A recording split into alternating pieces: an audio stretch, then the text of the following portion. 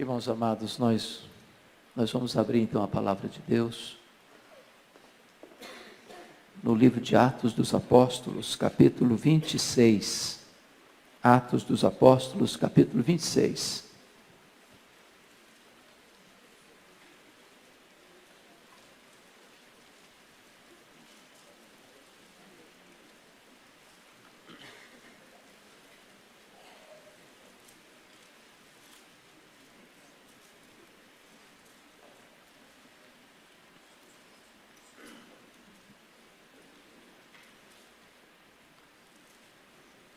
Nós vamos ler até o versículo 29. Atos 26, 1 a 29. A seguir, Agripa, dirigindo-se a Paulo, disse: é permitido que uses da palavra em tua defesa. Então Paulo, estendendo a mão, passou a defender-se nesses termos: tenho-me por feliz, ó rei Agripa, pelo privilégio de hoje na tua presença poder produzir a minha defesa de todas as acusações feitas contra mim pelos judeus. Mormente porque és versado em todos os costumes e questões que há entre os judeus. Por isso, eu te peço que me ouças com paciência. Quanto à minha vida, desde a mocidade, como decorreu desde o princípio entre o meu povo e em Jerusalém, todos os judeus a conhecem. Pois, na verdade, eu era conhecido deles desde o princípio, se assim o quiserem testemunhar, porque vivi fariseu conforme a seita mais severa da nossa religião. E agora estou sendo julgado por causa da esperança da promessa que por Deus foi feita a nossos pais, a qual as nossas 12 tribos, servindo a Deus fervorosamente de dia e de noite, almejam alcançar. É no tocante a essa esperança, ao rei, que eu sou acusado pelos judeus. Porque se julga incrível entre vós que Deus ressuscite os mortos? Porque se julga incrível entre vós que Deus ressuscite os mortos? Na verdade, a mim me parecia que muitas coisas devia eu praticar contra o nome de Jesus o Nazareno. E assim procedi em Jerusalém, havendo eu recebido a autorização dos principais sacerdotes, encerrei muitos dos santos nas prisões, e contra estes dava o meu voto quando os matavam. Muitas vezes os castiguei por todas as sinagogas, obrigando-os até a blasfemar, e demasiadamente enfurecido contra eles, mesmo por cidades estranhas, os perseguia. Com estes intuitos parti para Damasco, levando a autorização dos principais sacerdotes, e por eles comissionado. Ao meio-dia, ó rei, indo eu o caminho fora, vi uma luz do céu, mais resplandecente que o sol, que brilhou ao redor de mim e dos que iam comigo.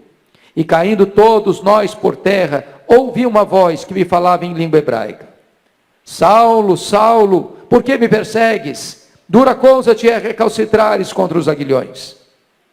Então eu perguntei: quem és tu, Senhor? Ao que o Senhor respondeu: eu sou Jesus a quem tu persegues. Mas levanta-te, firma-te sobre os teus pés, porque por isso te apareci, para te constituir ministro e testemunha, tanto das coisas em que me viste, como daquelas pelas quais te aparecerei ainda, livrando-te do povo e dos gentios, para os quais eu te envio, para lhes abrires os olhos e os converteres das trevas para a luz, e da potestade de Satanás para Deus, a fim de que recebam eles remissão de pecados, e herança entre os que são santificados pela fé em mim.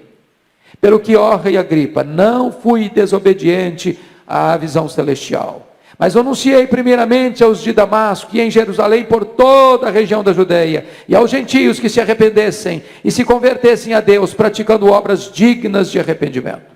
Por causa disto, alguns judeus me prenderam, estando eu no templo, e tentaram matar-me.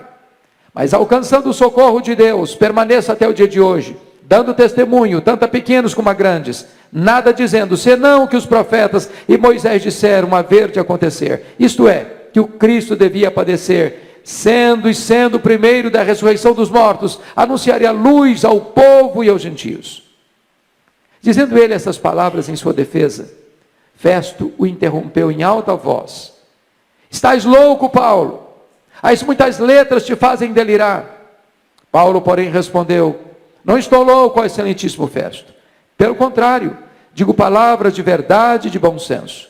porque tudo isso é do conhecimento do rei, a quem me dirijo com franqueza, pois estou persuadido de que nenhuma dessas coisas lhe é oculta, porquanto nada se passou em algum lugar escondido. Acreditas, ó rei Agripa, nos profetas? Bem sei que acreditas. Então Agripa se dirigiu a Paulo e disse: por pouco me persuades a me fazer cristão. Paulo respondeu: assim Deus permitisse que, por pouco ou por muito, não apenas tu, ó rei, porém todos quantos hoje me ouvem se tornassem tais quais eu sou, exceto estas cadeias. Você pode repetir o verso 28 comigo? Então Agripa se dirigiu a Paulo e disse: por pouco me persuades a me fazer cristão.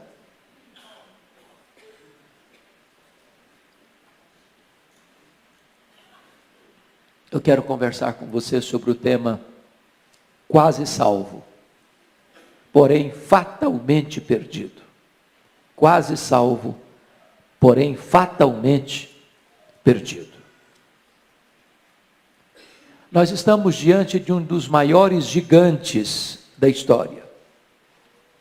Nós estamos diante do maior paladino do Evangelho, do grande bandeirante do cristianismo. O homem de mente peregrina, o homem de cultura invulgar, o homem de personalidade prismática, o campeão na história da igreja em plantio de igrejas, o incansável ganhador de almas. Estamos diante do apóstolo Paulo. Desde a sua conversão, ele enfrentou lutas, muitas lutas.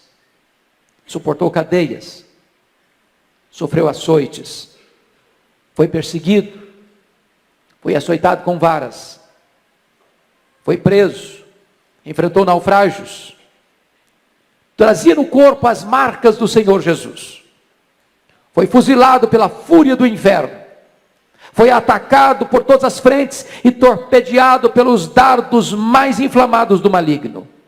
Este homem sofreu fome, sofreu sede, sofreu injustiça as mais severas das mãos dos homens.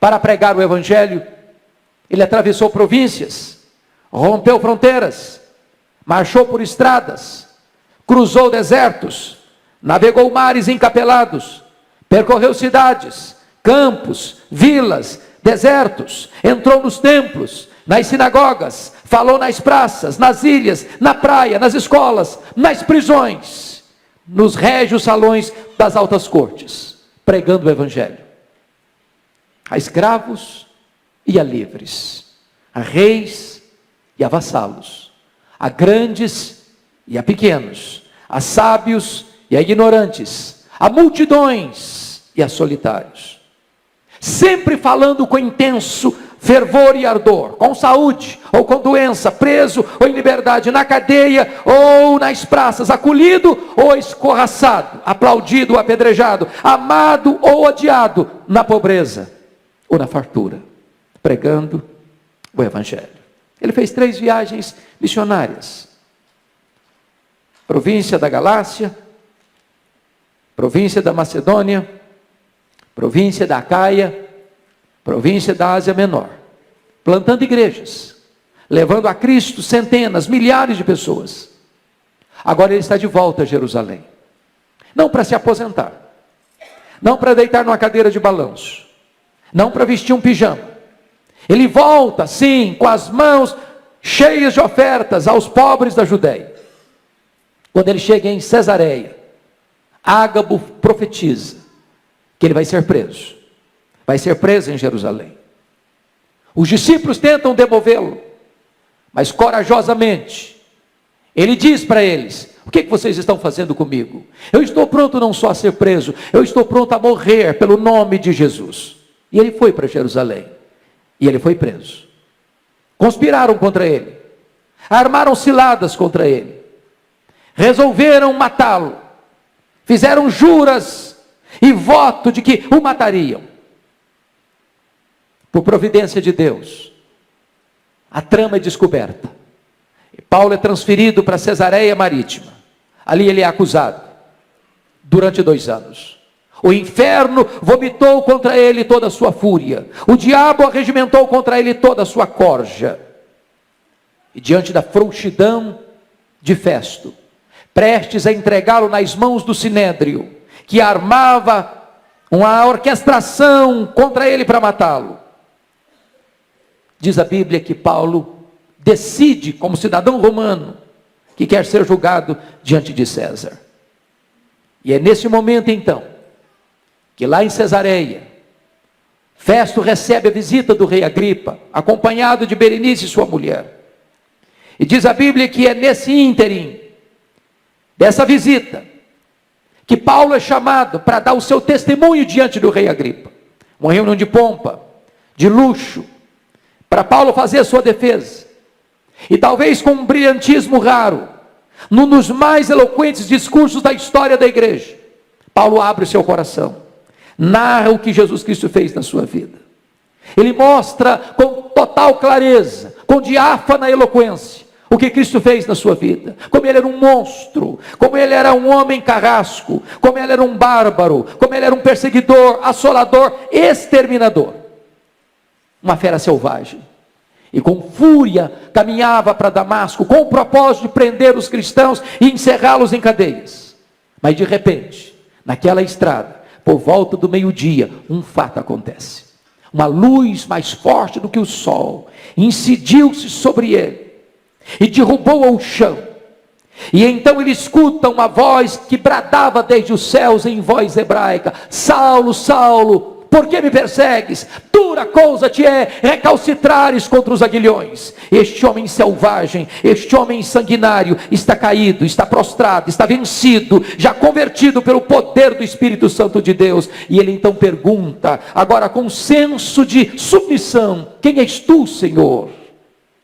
E Jesus responde para ele: eu sou Jesus, a quem tu persegues. Levanta-te, porque te enviarei para longe aos gentios.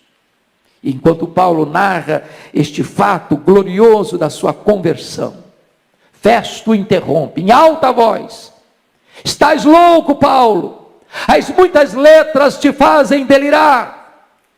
E Paulo responde: eu não estou louco, excelentíssimo Festo, ao contrário, falo palavras de verdade e bom senso, porque o que eu estou comentando aqui não passou aí escondido em algum canto, isto é fato notório e testemunhado por todos. E Paulo deixa Festo de lado, dirige-se ao rei Agripa e pergunta para ele, encurralando-o nas cercas da sua consciência: acreditas, ó rei Agripa, nos profetas? Sem que o rei tivesse fôlego para pensar, ele diz: bem sei que acreditas. Bem sei que acreditas. Então o rei Agripa, tentando tergiversar, tentando buscar um atalho da conveniência, tentando não levar a sério esta verdade que o confrontava, tentando driblar a sua própria consciência, responde para Paulo: por pouco me persuades a fazer um cristão. Por pouco me persuades a me tornar um cristão. E aqui está o grande perigo. Pouco, quase. Daqui eu tiro meu tema: quase salvo, porém fatalmente perdido. Há muitas coisas, meus irmãos, na nossa vida, das quais se pode dizer que quando estão quase feitas, não estão feitas de modo nenhum. Um viajante que chega quase no horário no aeroporto para pegar o seu voo, perdeu o seu voo. Um estudante que se prepara e quase passou no vestibular, foi reprovado. Um general que quase ganhou uma batalha, perdeu-a. Um boxeador que quase ganhou a luta, perdeu-a. Quase é a confissão da derrota, com a esperança da vitória conservada até o fim. Quando se trata das coisas ordinárias da vida, esse quase pode ser reparado. O viajante pode pegar o próximo voo. O estudante pode passar no próximo vestibular. O general pode ganhar a próxima batalha. O boxeador pode vencer a próxima luta. Há ocasiões, entretanto, que o quase é irreparável. Nas questões da vida ou da morte, não há quase, só há duas categorias: os que ficam vivos e os que morrem. Um cirurgião famoso, que está escalado para fazer uma das mais delicadas cirurgias de um personagem tão conhecido na história. A imprensa divulga que a cirurgia vai acontecer no dia tal, no horário tal, no hospital tal. E no outro dia estampa-se nos jornais: a cirurgia foi quase bem sucedida. O paciente morreu.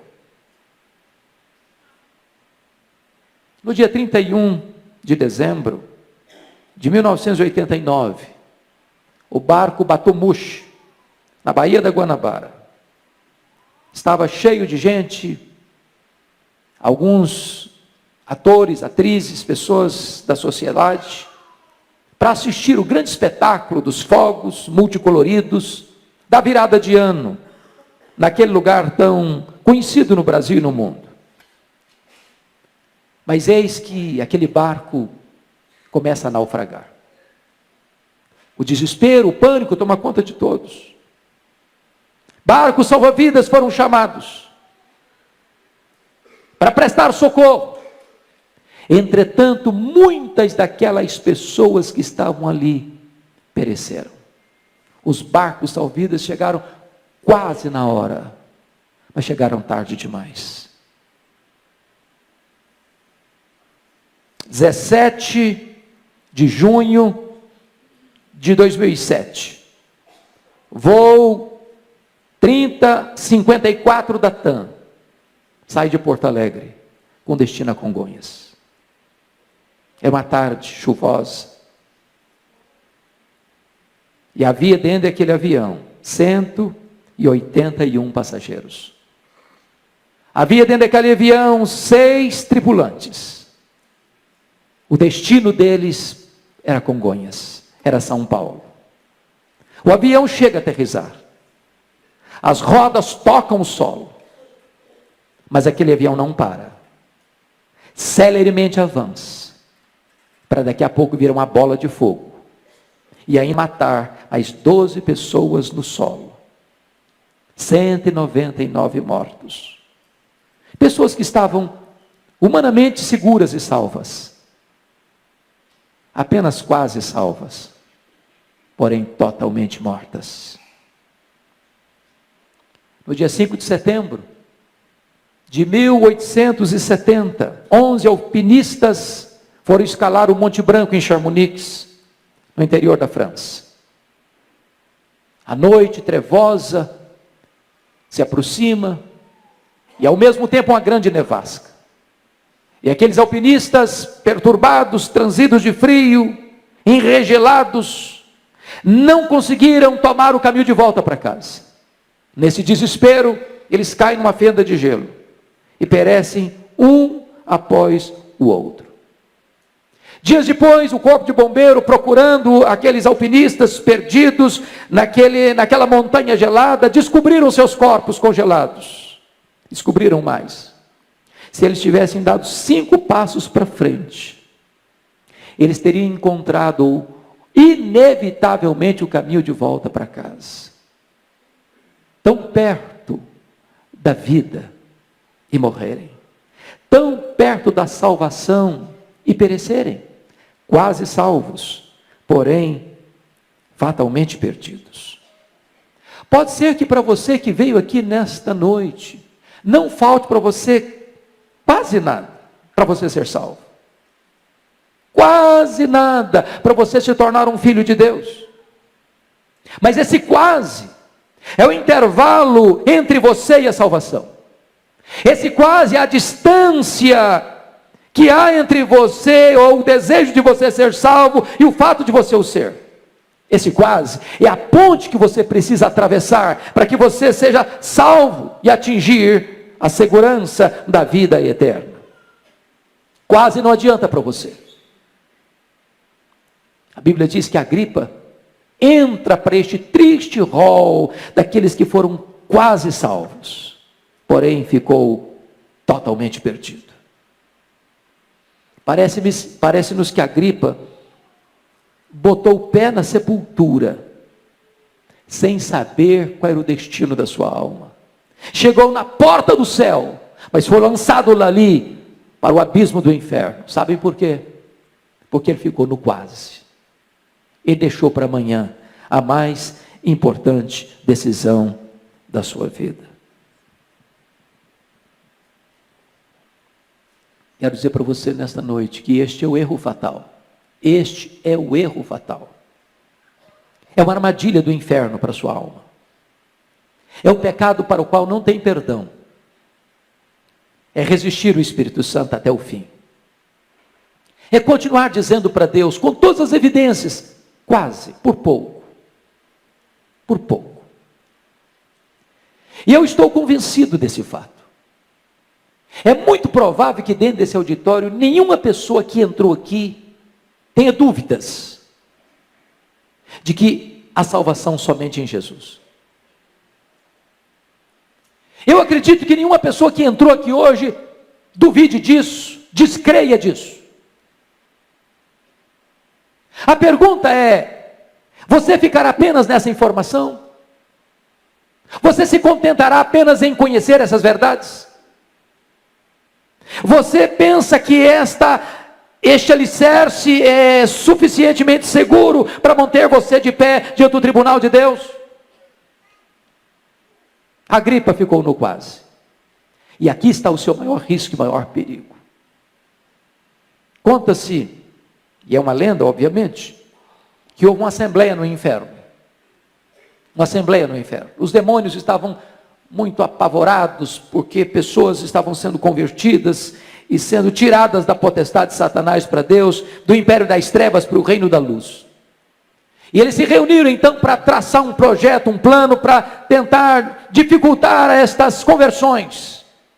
E então, muitas propostas foram levantadas naquela assembleia. Levantou o Senhor e disse o seguinte: vamos dizer para as pessoas que a Bíblia não é verdade. Quando um pregador se levantar para pregar a Bíblia, vamos dizer que esse livro tem erros, que tem contradições, que papel aceita tudo, que a Bíblia não é a palavra de Deus, e então essas pessoas não terão autoridade para pregar.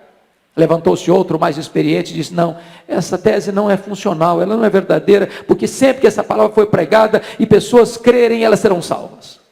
Levantou outro demônio e disse: então vamos dizer para as pessoas que há outros salvadores, que não é só Jesus que salva, que Maomé salva, que Buda salva, que Allan Kardec salva, que o Papa salva, que Maria salva, que Pedro salva, que há muitos caminhos para Deus.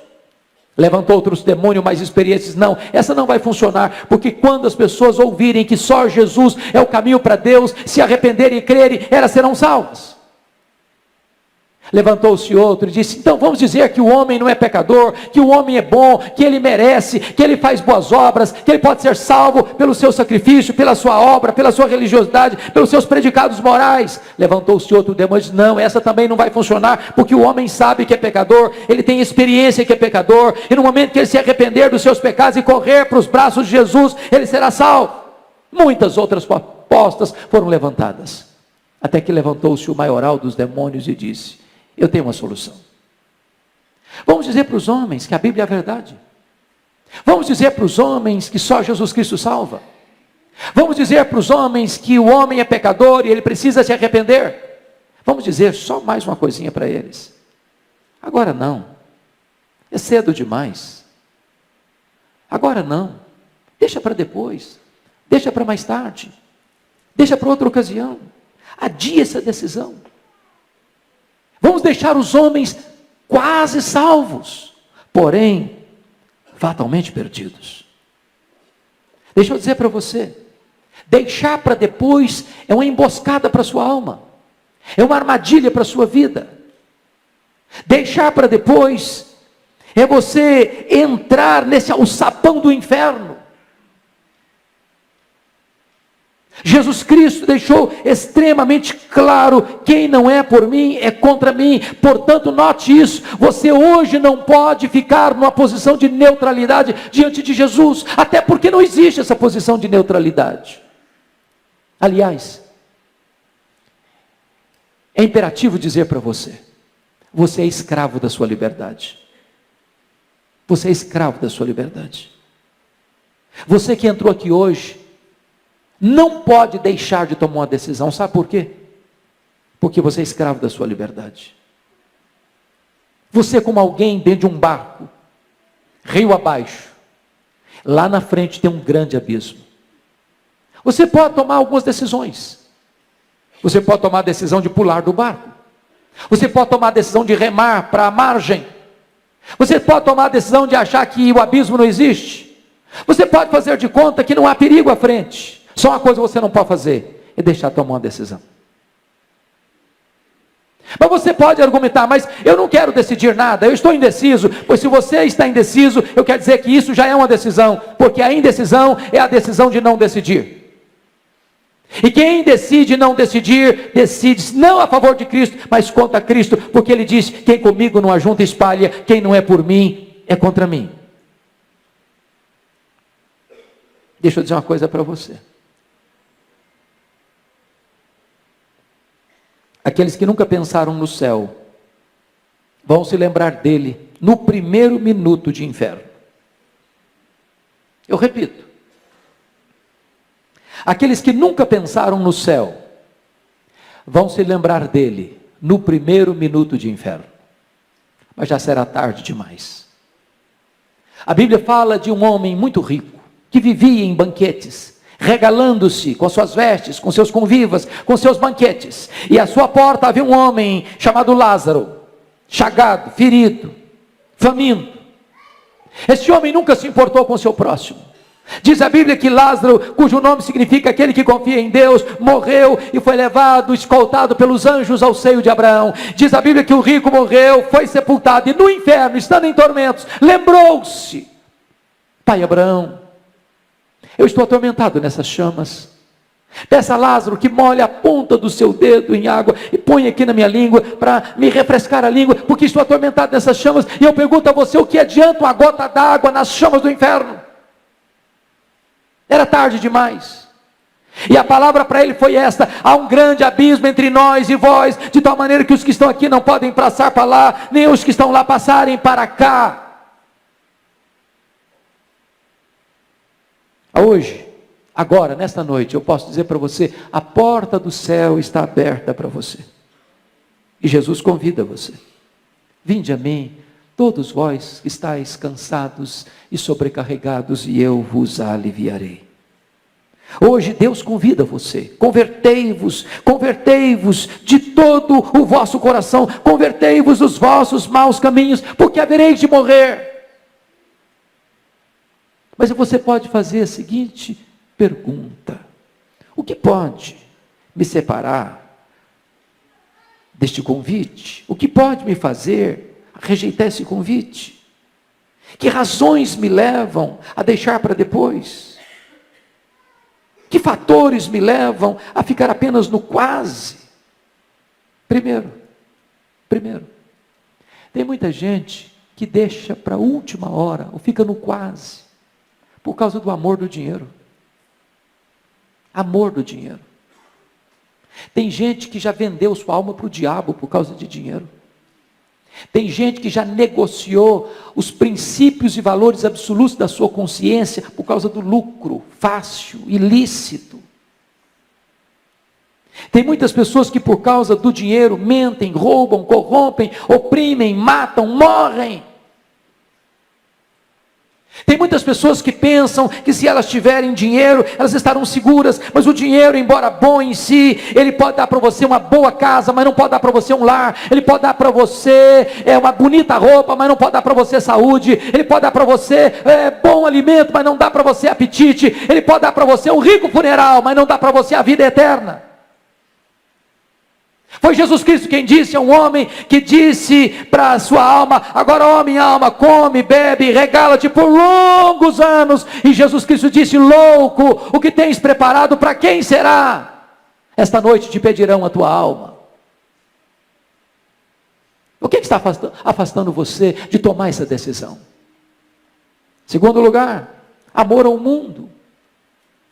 Oh, irmãos, tem tantas pessoas que estão flertando com o mundo, apaixonadas pelo mundo, pelo glamour do mundo, pelos prazeres do mundo, pelos prazeres da vida. Elas acham que se crerem em Jesus, se entregarem sua vida para Jesus, a vida vai ser massacrante, a vida vai ser enjoada, a vida vai ser árida, a vida vai ser sem graça, a vida não vai ter prazer, e elas pensam que o prazer está no pecado, que o prazer está nos banquetes do mundo, e elas então oferecem ao coração delas para satisfazer-se nesses banquetes, mas rejeitam o banquete da graça de Deus.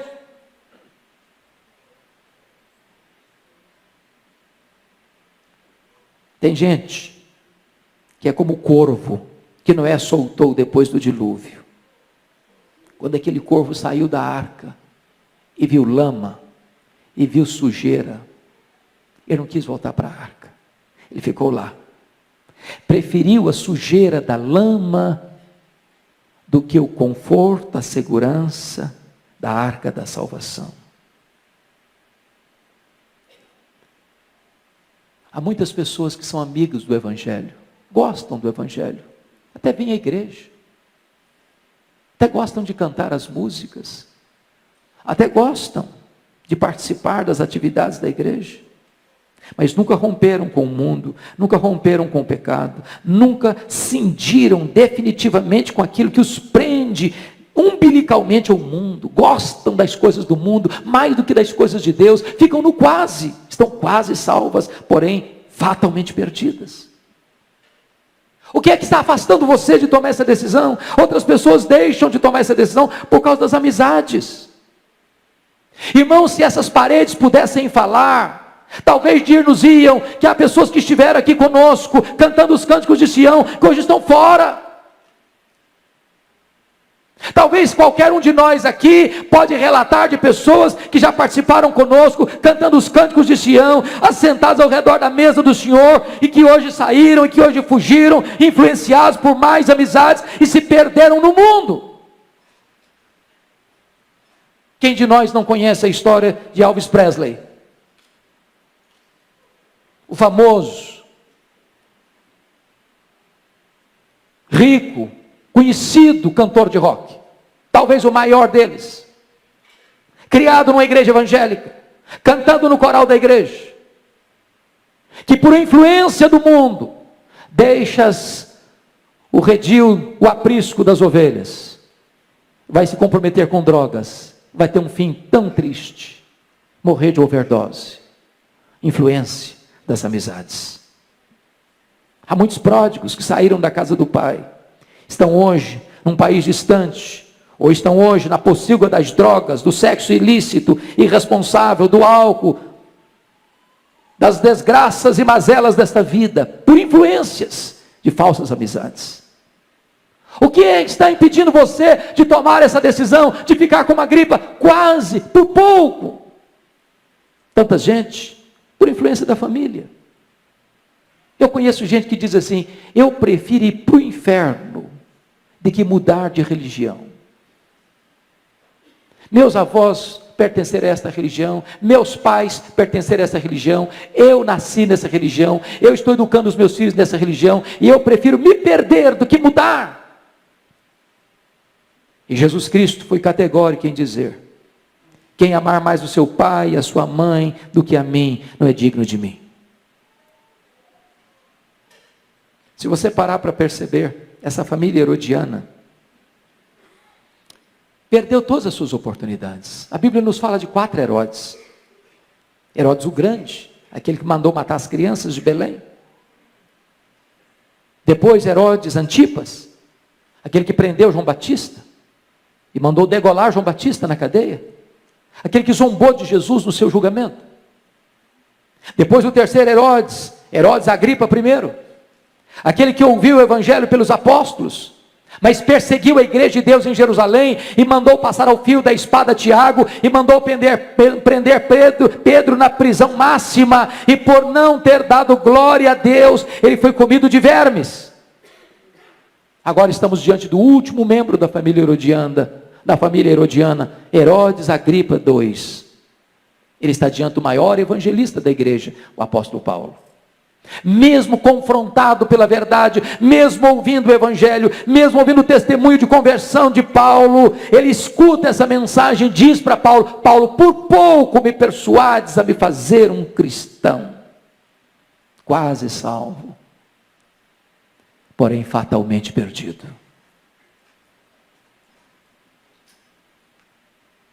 Eu quero dizer para você nesta noite que hoje é o dia da sua salvação. Hoje Jesus está aqui. Hoje você está diante de uma decisão inevitável, urgente. Talvez como aqueles 2 ladrões que estavam crucificados diante de Jesus. Ambos devedores, ambos perdidos, ambos condenados. Você e eu não somos melhores do que aqueles homens. Somos pecadores, carecemos da graça de Deus. Um deles aproveitou sua última oportunidade, temeu a Deus, reconheceu o seu pecado e, arrependido, buscou a Jesus e foi salvo. O outro rejeitou sua última oportunidade, na última hora, estava perto de Cristo, mas pereceu. Orou, mas perdeu-se, quis ser salvo do seu jeito e foi para o inferno. E você? O que você vai fazer? Que decisão você vai tomar? Ficar no quase? Eu quero terminar contando para você uma história que me marcou muito. De um homem que foi contratado para cuidar de uma ponte. Sua única função era cuidar daquela ponte, porque era estratégica, num lugar perigoso, onde passava todos os dias o trem lotado de passageiros, de manhã e à tarde. Um certo dia, aquele homem, descuidadamente, deixou o seu posto de trabalho e foi jogar baralho com seus amigos. E envolvido no jogo, não percebeu que se formava uma grande tempestade no horizonte. Descuidado da sua atividade, da sua responsabilidade, continuou no jogo enquanto caía uma chuva torrencial. As enxurradas desciam das encostas, engrossavam as águas dos córregos que desaguavam no rio. Por sobre ele estava aquela ponte. E a enchente foi se avolumando, o rio foi ganhando volume, e de repente as águas violentas, furiosas, arrancaram aquele pontilhão. E o homem intertido no jogo. De repente, sem nenhum aviso, de perigo, de tragédia, o trem aponta na curva, a toda velocidade. Daqui a pouquinho, um barulho, um acidente, uma catástrofe, ferro retorcido, centenas de pessoas mortas, feridas, ensanguentadas.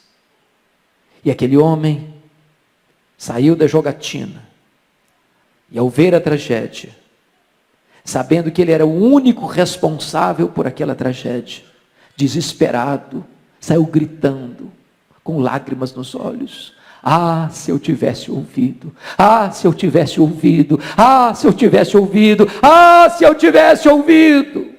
Era tarde demais, tarde demais, tarde demais.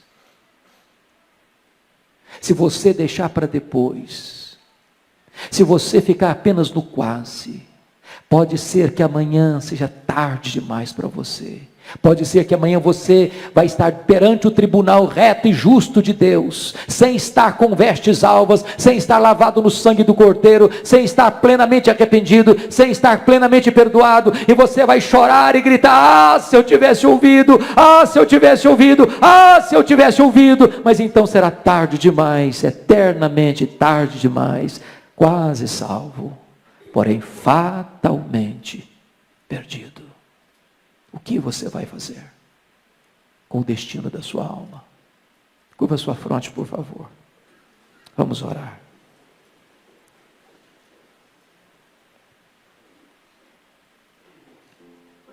Nenhuma decisão da sua vida é mais importante do que essa. Nenhuma. Nenhuma decisão. Essa é a mais urgente, necessária decisão da sua vida. Você pode ganhar o mundo inteiro, se você perder sua alma, de nada valeu. Você pode pertencer à família mais famosa, mais conhecida, mais honrada dessa cidade. Se você não se converter, se você não nascer de novo, se você não se render a Jesus Cristo, nada disso vai valer. Você pode ter fama, sucesso, você pode ter uma brilhante carreira profissional, você pode ter sucesso na sua vida afetiva, você pode ter construído uma família maravilhosa, você pode ser amado na sua família, mas se você não for salvo, nada disso lhe aproveitará.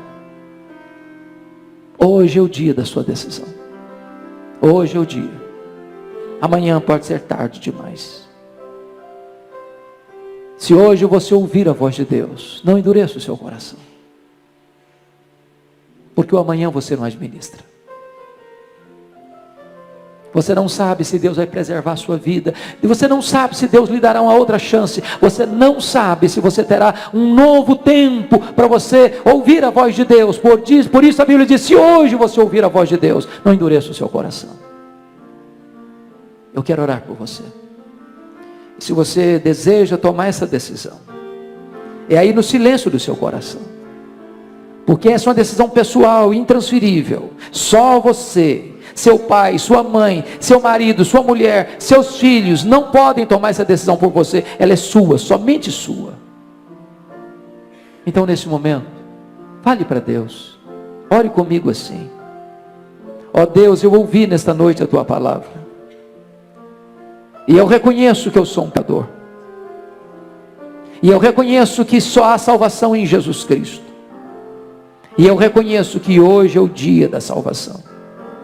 Eu não quero ficar como a gripa, dizendo quase, quase, quase. Hoje, Senhor, hoje eu quero tomar a minha decisão. Por amor do teu nome, muda a minha vida. Dá-me um novo coração.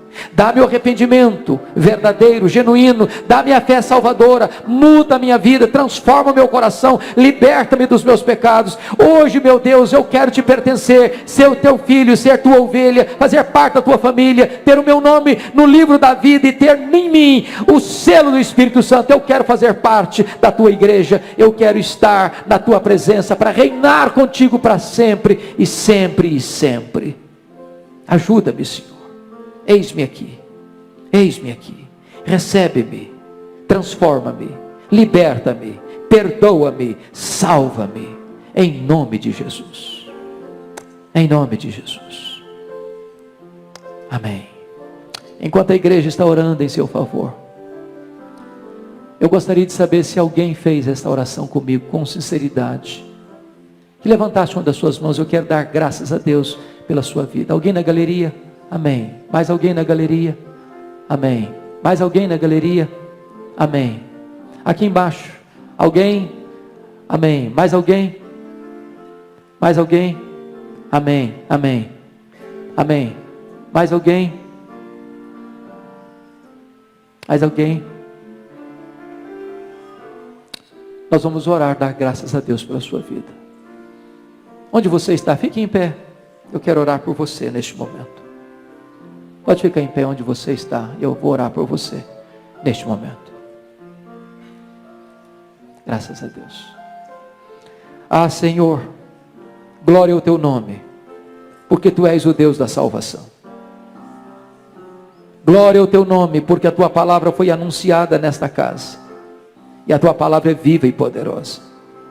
Agora toma estas vidas em tuas mãos, cobre-as com o sangue de Cristo Jesus, dá a elas o teu perdão, dá a elas a alegria da salvação, dá a elas a certeza da vida eterna, dá a elas, meu Deus, a experiência gloriosa de um novo nascimento, para que elas possam pertencer à tua família, ao teu rebanho, e receberem de ti, Deus, a alegria e a segurança de que estão nos teus braços, e dos teus braços ninguém pode arrancá-las. Glória ao teu nome, por tão grande salvação. Louvado seja o teu nome, em nome de Jesus. Amém. Amém.